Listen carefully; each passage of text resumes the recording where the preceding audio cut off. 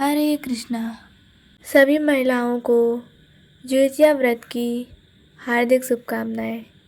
इस साल जीवित पुत्रिका यानी जितिया व्रत 14 सितंबर को रखा जाएगा।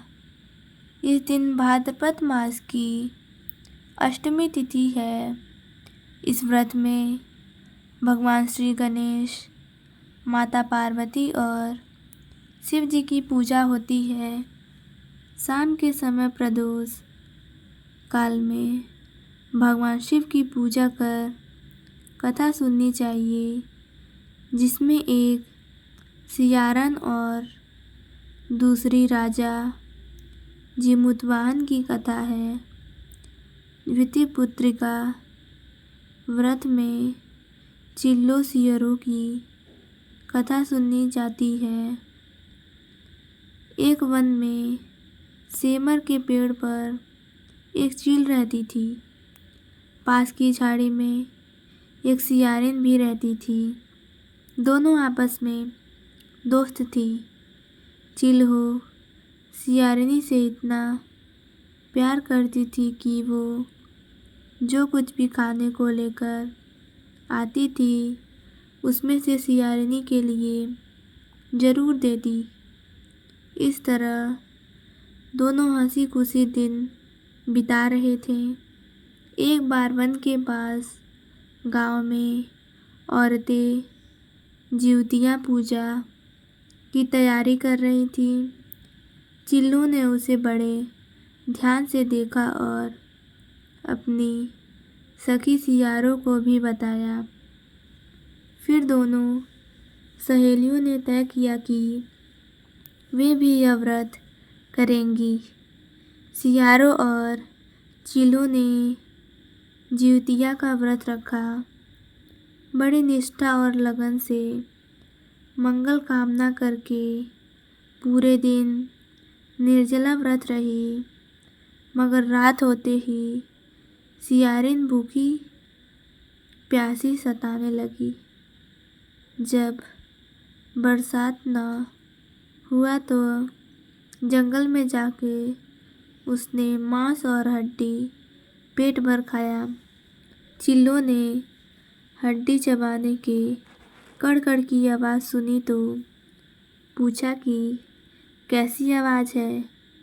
सियारिन ने कह दिया, बहन, भूखे के मारे पेट गुड़गुड़ा रहा है। यह उसी की आवाज़ है। लेकिन चिल्लो ने सियारिन का झूठ पकड़ लिया। उसने सियारिन को खूब लताड़ा कि जब व्रत नहीं हो सकता तो संकल्प क्यों लिया था। चिल्लो रात भर भूखे प्यासे रहकर व्रत पूरा किया। अगले जन्म में दोनों मनुष्य रूप में राजकुमारी बनकर सगी बहनें हुईं। सियारिन बड़ी बहन हुई और उसकी शादी एक राजकुमार से हुई। चिल्लो छोटी बहन हुई। उसकी शादी उसी राज्य के मंत्री पुत्र से हुई। बाद में दोनों राजा और मंत्री बने। सियारिन के जो भी बच्चे होते वे मर जाते, जबकि चिल्लो के बच्चे स्वस्थ और हट्टे कट्टे रहते। इससे उसे जलन होने लगी। उसने उसे मारने की सोची। उसका सिर कटवाकर डब्बे में बंद करा दिया, पर वह शीश मिठाई बन जाती और बच्चों का बाल तक बाका न होता। इस तरह सियारिन की बहन के बच्चों और उसके पति को मारने की कोशिश विफल हो गई। आखिरकार दैव योग से उसे भूल का आभास हुआ।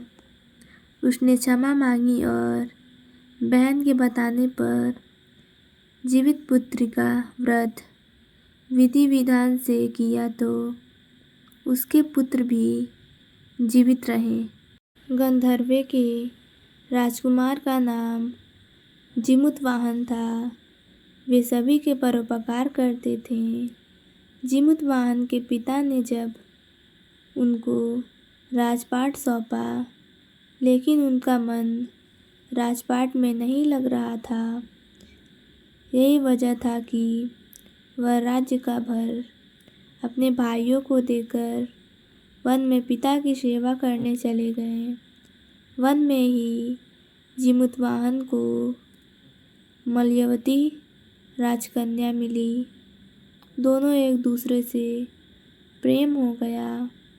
एक दिन जब वन में भ्रमण करते हुए जिमुतवाहन काफ़ी आगे चले गए, तब उन्हें एक वृद्धा विलाप करते हुए दिखी।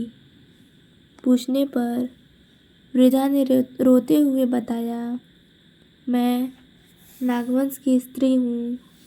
मुझे एक ही पुत्र है। पक्षीराज गरुड़ के कोप से मुक्ति दिलाने के लिए नागों ने यह व्यवस्था की है। वे गरुड़ की योजना बशमड़ के लिए एक युवा नाग सौंपते हैं। आज मेरे पुत्र शंखचूड़ की बलि का दिन है। आज मेरे पुत्र के जीवन पर संकट है और थोड़ी देर बाद ही मैं पुत्रविहीन हो जाऊंगी। एक स्त्री के लिए इससे बड़ा दुख क्या होगा कि उसे जीते जी ही उसका पुत्र ना रहे। जिमुतवाहन को यह सुनकर बड़ा दुख हुआ। उन्होंने उस वृद्धा को आश्वस्त करते हुए कहा, डरो मत, मैं तुम्हारे पुत्र के प्राणों की रक्षा करूँगा। आज उसके स्थान पर स्वयं मैं अपने आप को उसके लाल कपड़ों में ढककर वध्यशिला पर लेटूँगा, ताकि गरुड़ मुझे खा जाए पर तुम्हारा पुत्र बच जाए। इतना कहकर जिमुतवाहन ने शंखचूड़ के हाथ से लाल कपड़ा ले लिया और वे उसे लपेटकर गरुड़ को बलि देने के लिए चुनी गई विद्यशिला पर लेट गए। नियत समय पर गरुड़ आए और लाल कपड़े में ढके जिमुतवाहन को पंजे में दबोचकर पहाड़ के शिखर पर जाकर बैठ गए। गरुड़ ने अपनी कठोर चोंच से जिमुतवाहन का प्रहार किया। जिमुतवाहन के शरीर से मांस का बड़ा हिस्सा नोच लिया। इसकी पीड़ा से जिमुतवाहन की आंखों से आंसू बह निकले और वह दर्द से कराहने लगे। अपने पंजे से जकड़े प्राणी की आंखों में से आंसू और मुंह से कराह सुन गरुड़ बड़े आश्चर्य में पड़ गए, क्योंकि ऐसा पहले कभी ना हुआ था। उन्होंने जिमुतवाहन से उनका परिचय पूछा। जिमुतवाहन ने सारा किस्सा कह सुनाया कि कैसे एक स्त्री के पुत्र की रक्षा के लिए वह अपने प्राण देने आए हैं। आप मुझे खाकर भूख शांत करें। गरुड़ उसकी बहादुरी और दूसरों की प्राण रक्षा के लिए स्वयं का बलिदान देने की हिम्मत से बहुत प्रभावित हुए। उन्हें स्वयं पर पछतावा होने लगा।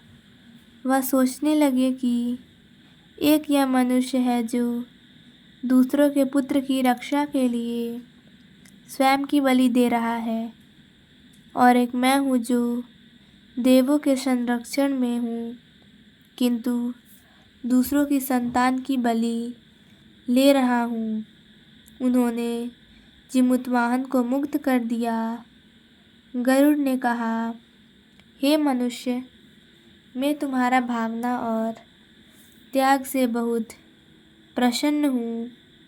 मैंने तुम्हारे शरीर पर जो घाव किए हैं उसे ठीक कर देता हूँ। तुम अपनी प्रसन्नता के लिए मुझसे कोई वरदान मांग लो। राजा जीमूतवाहन ने कहा, हे पक्षीराज, आप तो सर्वसमर्थ हैं। अगर आप प्रसन्न हैं और वरदान देना चाहते हैं तो आप सर्पों को अपना आहार बनाकर छोड़ दें। आपने अब तक जितने भी प्राण लिए हैं उन्हें जीवन दान दें। गरुड़ ने सबको जीवन दान दे दिया और नागों की बलि न लेने का वरदान भी दिया। इस प्रकार जीमूतवाहन के साहस से नाग जाति की रक्षा हुई। गरुड़ ने कहा कि तुम्हारी जैसी इच्छा वैसी ही होगी। हे राजा, जो स्त्री तुम्हारे इस बलिदान की कथा सुनेगी और विधिपूर्वक व्रत का पालन करेगी, उसकी संतान मृत्यु के मुख से भी निकल आएगी। तब से ही पुत्र की रक्षा के लिए हर साल भाद्रपद मास की अष्टमी पर जीमूतवाहन की पूजा शुरू हो गई।